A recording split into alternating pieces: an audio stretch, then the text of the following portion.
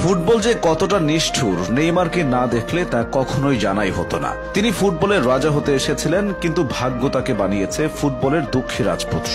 নেইমারকে ছাড়া ব্রাজিল রংহীন, আসলে তাকে ছাড়া ফুটবলটাই রংহীন।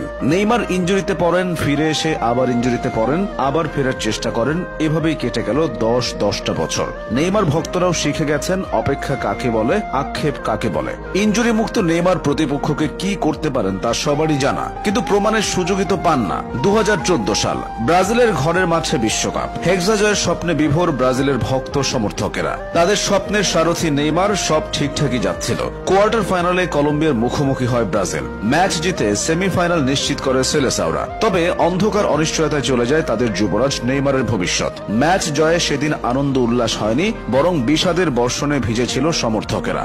কলম্বিয়ান খেলোয়াড়ের করা এক অপ্রয়োজনীয় ট্যাকেলে শত কোটি সমর্থকদের হৃদয়ে রক্তক্ষরণ ঘটিয়ে স্ট্রেচারে করে মাঠ ছাড়েন নেইমার। মেরুদণ্ডে বড়সড় ক্ষতি হয়। তারপর থেকে বারে বারে ইনজুরিতে পড়েছেন, হারিয়েছেন স্বাভাবিক ছন্দ, জুটেছে অভিনেতা তকমা। রাজপুত্র থেকে রাজা হওয়া হলো না। নেইমার সম্ভবত বিশ্বের একমাত্র ফুটবলার যিনি কিনা টানা 3টা বিশ্বকাপ ইনজুরি নিয়ে খেলেছেন। 2014 বিশ্বকাপের ভয়াবহতা ভুলে 2018 সালের বিশ্বকাপে এসে আবারও দুঃসংবাদ পান নেইমার। এই বিশ্বকাপে তিনি পুরোপুরি ফিট ছিলেন না। তার উপর প্রতিপক্ষ খেলোয়াড়ের ট্যাকেলের পর বারবার মাঠে ড্রাইভ দেওয়া নিয়েও সমালোচনার শিকার হন। এরপর আসে কাতার বিশ্বকাপ, এবারও ইনজুরির হানা। তবুও ক্রোয়েশিয়ার বিপক্ষে নেইমার সেরাটা দিয়েছিলেন। বারবার প্রতিপক্ষের রক্ষণে ত্রাস ছড়িয়েছেন, গোলকিপারকে কাটিয়ে দুর্দান্ত গোলও করেন। তখন কে ভেবেছিল কয়েক মিনিট পরই আরো একটি দুঃখের গল্প রচিত হবে?